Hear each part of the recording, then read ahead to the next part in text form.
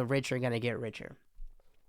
Now, speaking of Trump, just last night he was at Mar-a-Lago and he made a lot of statements, a lot of announcements, basically talking about what he was going to do when he got into president.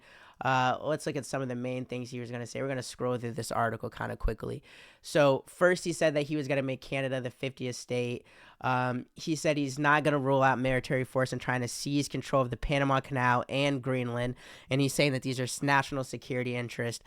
Let's look at these kind of a little bit. So and this article kind of right here kind of goes into where like Trump kind of said he's focusing on America and now he's focusing on like other parts of the world. So maybe that was a lie. I think from a Trump perspective, like from a Trump fan or like someone who agrees with Trump from, or even from Trump's perspective, that team, they're saying, hey, by doing all these things, we're going to help the country, while by making the rest of the world respect us, by raising tariffs, taking control of these different countries, all of this is going to help the home front. That's what I think their thinking is, and I just say that to kind of go against maybe something that this article is kind of turning towards. But let's look into kind of what he's saying. So yeah, this is getting into mixed transition messages where basically Trump is saying that that the Joe Biden administration is doing a terrible job of helping them move into Trump being president, which happens on January 19th. But then some people in Trump's like actual close people, like I was going to say, I think his like chief of staff, let me see, there's like a quote in here from his chief of staff saying that the Biden, Trump's incoming chief of staff, Susie Wiles, told Axios in an interview published Monday, Biden had been very helpful introducing her to former chiefs of staff and hosting her for dinner at his home. So Trump's saying they're not doing a good job. People right next to Trump are saying they are doing a good job. That's just Trump being Trump. He talked about the Gaza hostage talks. He basically said, by the time I get there, these hostages better be back or there's going to be hell to pay. So that's one of the things to keep in mind on the 19th is, and we're going to be looking at that on Guaranteed News, is, hey, these hostages in Gaza, he said it just yesterday, if these hostages aren't back, there's going to be hell to pay. Let's get into the Canada too. I want to get into the Canada. Trump told reports he would not use to annex. Yep, Trump has also repeatedly talked about Canada joining the U.S. as its 51st state, rhetoric that at first sounded like trolling of outgoing Prime Minister Justin Trudeau that has become increasingly serious. So Trump is like saying seriously he wants Canada to be the 51st state in America. He said he would not use military force to annex the country of more than 40 million people that is a founding NATO partner. Instead, he threatened economic force as he cast the U.S. trade deficit with Canada, a nation rich in natural resources that provides the U.S. with crude oil, cars, and petroleum as a subsidy. So that's what he's trying to do with Canada. And then let's see, we need Greenland for national security. Let's look at Greenland. Yeah, and then I was like thinking, so he wants Greenland for national security purposes. Let me look. I've got an article for that too. Bear with me.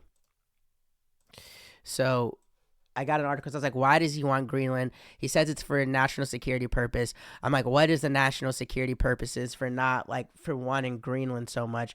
And it's basically because, let's see, straddling the Arctic between the U.S., Russia, and Europe, the island offers a unique geopolitical advantage that America has eyed for more than 150 years. So geopolitical advantage for national security. Again, back to that, he's saying that by doing these things, it's going to in turn help the country. But I'm just going to report it. We're going to see what happens. I'm not even going to give my opinion on it. Trump is trying to get Canada. He's trying to take control of Greenland. And Greenland is the world's largest island and a semi-autonomous territory of Denmark. So he's trying to take a territory that pretty much owns itself, but is kind of in mode of Denmark, with a population of 57,000 people that's been a part of Denmark for 600 years. He's trying to take control of that. Canada said he's going to get the Hamas hostages out. He's made a lot of promises. And then let's look at the Panama Canal. He said that's something we need as well because also it's for the better of America. Let me look at that. Let's see. The canal. He basically said he's doing that because for American ships to pass through the canal, they're giving them bad deals, but giving good deals to China and like making stuff favorable for China. So he wants to get control of that to stop that. I want to find that piece where they kind of talk about that. After Tuesday, whether he or not, I'm not going to commit to that. It might be that you'll have to do something, he said. The Panama Canal is vital to our country. This is Greenland. Where is it? Come on, this is mixed transition. This is Gaza. He's going to get rid of those. Then, yeah, I guess I pretty much said it. He wants the Panama Canal because he's saying that the deals that we're getting for your ships to go through aren't good. And then let's look at, and then he criticizes former President Jimmy Carter, which I'm not even gonna lie, I'm not the most familiar with Jimmy Carter, but if you keep up with any news, he's been seen. He recently passed, and he's been everywhere. Every news channel, local news, CNN, Fox, everyone's talking about it. Trump, man, just died. They just had his funeral. Trump was basically criticizing him about giving away the canal. Carter's body was transported to Washington from his native Georgia home on Tuesday to lay in the state of the U.S. Capitol, but that didn't stop Trump from making digs at the former president. Trump said it's a disgrace what took place at the Panama Canal. Jimmy Carter gave it to them for $1. Trump has spent weeks decrying Carter for signing a 1977 treaty that transferred control of the Panama Canal back to its home country in 1999. He argues that Panama is overcharging U.S. ships to use the waterway and has allowed China to increase its influence there. So that's it. That's the part I wanted to see.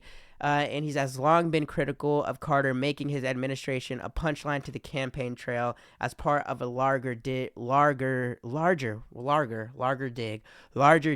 at Biden for today's high inflation rates, although he offered some gracious statements upon his death, saying the country owed the former president a debt of gratitude. And that's kind of, Trump goes back on everything. Everyone's used to this. It's how he's feeling about you and what he needs to make a conversation. So that's not surprising. The surprising thing is just that he's able to make a dig at anybody. It's not really, the surprising part's not really that he'll like make a dig at somebody and then 6 months later or even a month later be like, oh, I like them, they have a lot good. It's just the fact that he will really take a dig or go for anybody. So those are going to be 4 things that we're going to look out for, though, when he comes into presidency in the next couple of weeks. I mean, what does he do with the Panama Canal trying to take that over? What does he do with Canada trying to take that over? And then in the months that come after that, with like our trade relationships with these places, how much stuff costs with these places, what is like the thought in the relationship with America with a lot of different countries?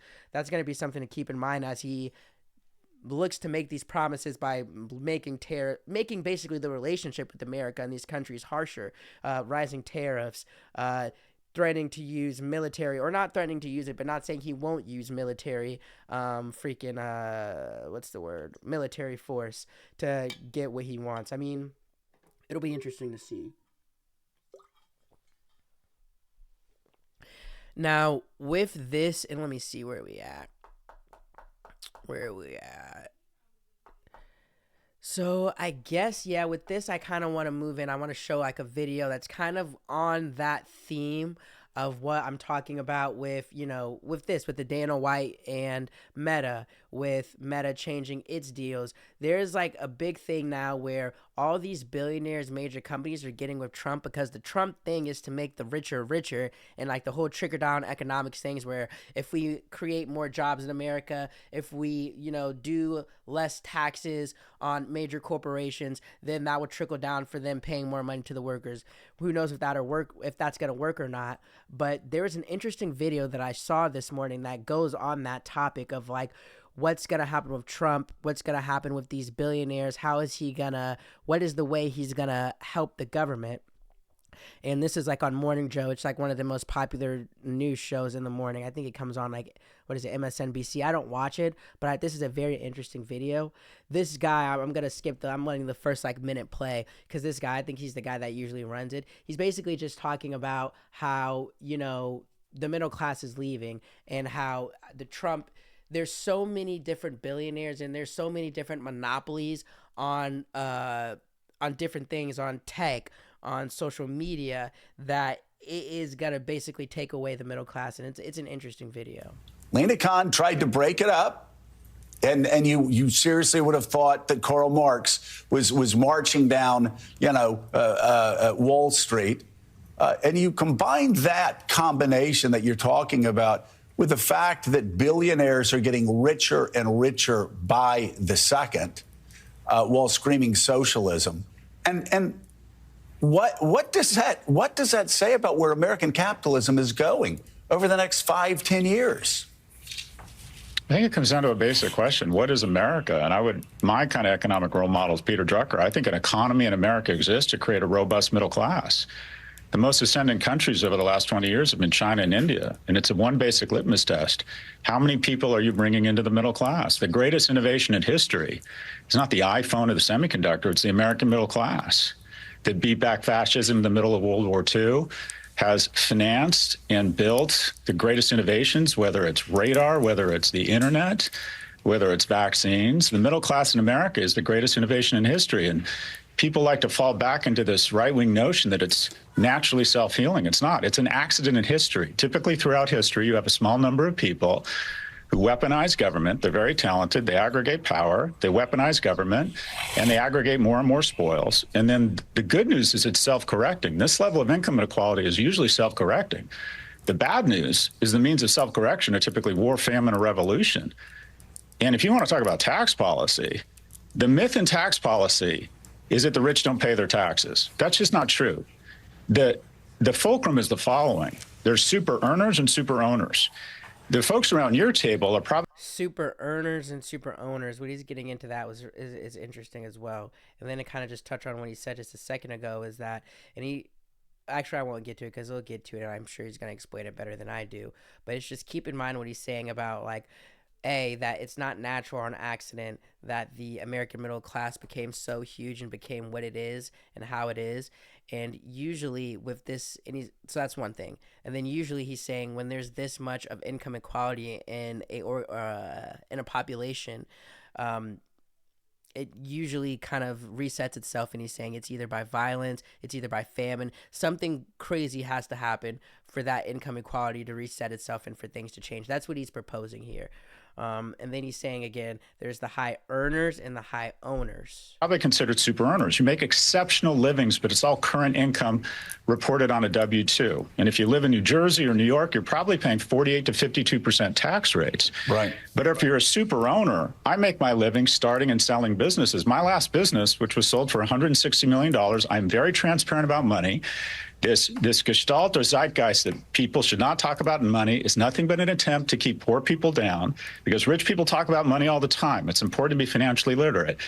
The first $10 million for my $160 million sale was tax-free. My effective tax rate over the last 10 years has been 17%. The average tax rate on the wealthiest 25 Americans is 6%. Corporate tax rates are at their lowest point since 1939. At the same time, taxes have gone up for the super owners. Now, the bottom 50% don't pay much federal income tax, but they pay a lot in usage and consumption taxes. But this misdirect talking about tax rates misses the point. It's the tax code, which has gone from 400 pages to 4,000. And that 3,600 pages, quite frankly, is there to screw the middle class and continue to transfer more money to the super wealthy. The fastest growing demographic group in America is not seniors. It's not Latins. It's billionaires. We had 500 billionaires 10 years ago. We now have 2,500. So if you want to cram more and more. I had to look that up too, the fact that there's that many billionaires. It's true. I looked it up. I Googled it. That's kind of a crazy number. 2,500 billionaires in the world. And then he kind of touches on something which my next thought is like, okay, I can be one of those billionaires or I can at least get to a millionaire. And that's a reason why a lot of people are poor and broke and decide that they want to vote for Trump. But he kind of gets into the fact that like, that's just not going to happen for most people. And most people are voting and going towards not towards their interest. More wealth into a smaller group of people, we're on our way. And the weird thing about America is that we support it because our superpower is our optimism. The Achilles heel is that 99%, the bottom 99% who are getting screwed, don't mind these policies because they believe at some point they're going to be in that 1%. But where are we? We're in a country that's had unprecedented prosperity, but similar to the way William Gibson described the future, it has not been evenly distributed. When 40% of U.S. households are struggling with some sort of medical or dental debt, when a quarter or 20% of households with kids are food insecure, and yet we have one man, Jensen Huang, and I like Jensen, who is now worth more than Boeing. I mean, something is wrong here. And just let me go to the psychology of happiness. I think a lot about happiness because I struggle with it, Joe. You effectively, once you get above a certain level of wealth, you get no incremental happiness.